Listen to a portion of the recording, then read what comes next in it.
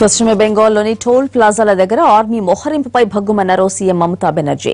తమకు కనీస సమాచారం ఇవ్వకుండా కేంద్ర ప్రభుత్వం ఆర్మీని రంగంలోకి దించడంపై తీవ్ర అభ్యంతరం వ్యక్తం చేశారు. ఆర్మీని ఉపసంహరించే వరకు సెక్రటేరియట్ ను వీడి వెళ్లేది లేదని స్పష్టం చేశారు. ప్రజాస్వామ్యంతో పాటు ప్రజాస్వామ్యబద్దంగా ఎన్నికైన తమ ప్రభుత్వాన్ని కాపాడుకోవడానికే తాను చర్యకు ఉపక్రమించినట్టు తెలిపారు. బెంగాల్ సెక్రటేరియట్ కు కేవలం 500 మీటర్ల దూరంలో విద్యాసాగర్ సేతు దగ్గర టోల్ ప్లాజా ఉంది. బాగా పొద్దుపోయాక అక్కడ ఆర్మీని మోహరించడాన్ని మమతా తప్పుబట్టారు. అయితే ప్రతి ఏడాది చేసే ఎక్సర్సైజ్ భాగంగానే సైనికుల్ని టోల్ ప్లాజా దగ్గర మోహరించినట్టు ప్రకటించింది ఆర్మీ. కానీ ఆర్మీ ప్రకటనను కూడా మమత ఖండించారు. మహారాష్ట్ర, కేరళ, ఒరిస్సా, ఛత్తీస్గఢ్ల నుంచి సమాచారం సేకరించానని అక్కడ ఎక్కడా టోల్ ప్లాజాల దగ్గర సైన్యాన్ని మోహరించలేదంటూ విరుచుకుపడ్డారు మమత. ఇది పూర్తిగా రాజకీయ దురుద్దేశంతో కూడుకున్నదని, అప్రజాస్వామిక రాజ్యాంగ విరుద్ధ చర్యగా అభివర్ణించారు. సీఎం మమతా నుంచి వ్యక్తమైన నిరసనతో ఆర్మీ దిగివచ్చింది. అర్ధరాత్రి తర్వాత విద్యాసాగర్ సేతు టోల్ ప్లాజా నుంచి సాయుధ సిబ్బందిని ఉపసంహరించింది సైన్యం. పశ్చిమ బెంగాల్లోని టోల్ ప్లాజాల దగ్గర ఆర్మీ మోహరింపుపై భగ్గుమన్నారు సీఎం మమతా బెనర్జీ. పూర్తి సమాచారం మా కరెస్పాండెంట్ ప్రసాద్ అందిస్తారు. ప్రసాద్, ప్రస్తుతం అక్కడ తాజా పరిస్థితి ఏంటి? నిన్న ఉభయ సభల్లోనూ పశ్చిమ బెంగాల్ ముఖ్యమంత్రి మమతా బెనర్జీ సంబంధించినటువంటి అంశంపై తృణమూల్ కాంగ్రెస్ పార్టీ చెందిన ఎంపీలే కాకుండా ఇతర ఎస్పీ, బీఎస్పీ లాంటి ఎంపీలు కూడా పూర్తి స్థాయిలో ప్రభుత్వం యొక్క చర్యలపై ధ్వజమెత్తారు.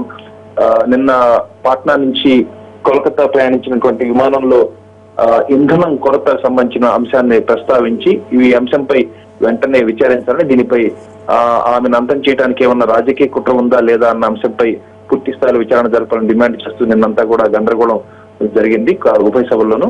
అయితే ఈ రోజు పశ్చిమ బెంగాల్ ముఖ్యమంత్రి మమతా బెనర్జీ మరొక అంశంపై కేంద్రంపై పోరాటేందుకు తెరతీశారు. ఆ అంశం టోల్ ప్లాజాల వద్ద ఆర్మీని మోహరింపు చేయడం. ప్రధానంగా ఆర్మీ చెప్తున్న దాన్ని బట్టి ప్రతి సంవత్సరం కూడా 2 సార్లు ఈ రకంగా ఆ టోల్ ప్లాజాల వద్ద డాటాని, గణాంకాలను సేకరించే ఎక్సర్సైజ్ చేస్తామని, ఏ లోడ్స్ తో ఎంత మేరకు ఈ వాహన రాకపోకలు జరుగుతున్నాయన్న అంశంపై ఒక ఎక్సర్సైజ్ జరుగుతుంది. అందులో భాగంగానే ఈ అంశాన్ని, ఈ ఎక్సర్సైజ్ చేపట్టామని చెప్పినప్పటికీ కూడా ఈ అంశంపై మమతా బెనర్జీ పూర్తి స్థాయిలో వ్యతిరేకించారు. అయితే ఆర్మీ చెప్తున్న దాన్ని బట్టి ఈశాన్య రాష్ట్రాల్లో అస్సాంలో 18 ప్రదేశాల్లోనూ, అరుణాచల్ ప్రదేశ్ సంబంధించి 13 ప్రదేశాల్లోనూ, వెస్ట్ బెంగాల్ సంబంధించి 19 ప్రదేశాల్లోనూ, మణిపూర్ 6 ప్రదేశాల్లోనూ, నాగాలాండ్ 5 ప్రదేశాల్లోనూ, మేఘాలయ మరొక 5 ప్రదేశాల్లోనూ, త్రిపుర, మిజోరం లాంటి రాష్ట్రాల్లో కూడా ఒక్కొక్క చోట ఇలాంటి ఎక్సర్సైజులను ఒకేసారి ప్రారంభించామని, ఇందులో కొత్త ఏమీ లేదని,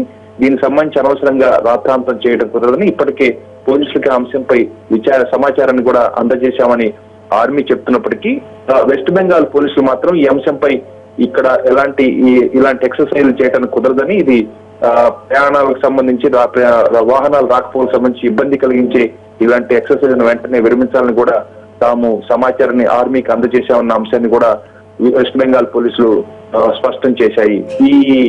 ఈ అంశంపై ఈ రోజు పార్లమెంట్ లో కూడా తృణమూల్ కాంగ్రెస్ చెందినటువంటి ఎంపీలు పూర్తి స్థాయిలో కేంద్రాన్ని నిలదీసేందుకు సమాయత్తం అవుతున్నారు.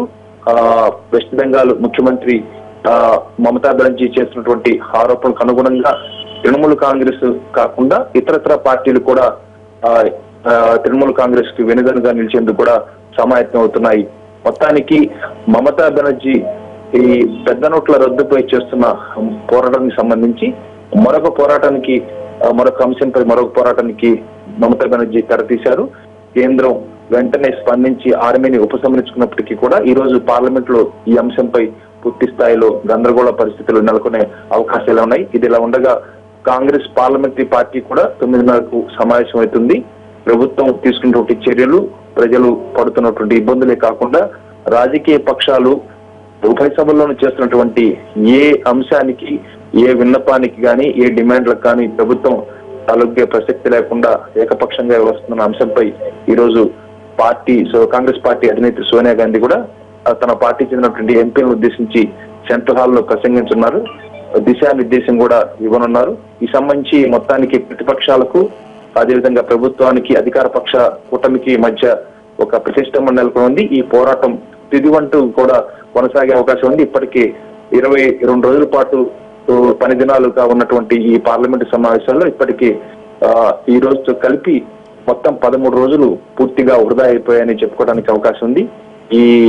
ఈ ప్రతిష్టంభన ఇంకా కొనసాగే అవకాశాలే చాలా మెండుగా కనిపిస్తున్నాయి. Right Prasad, thank you.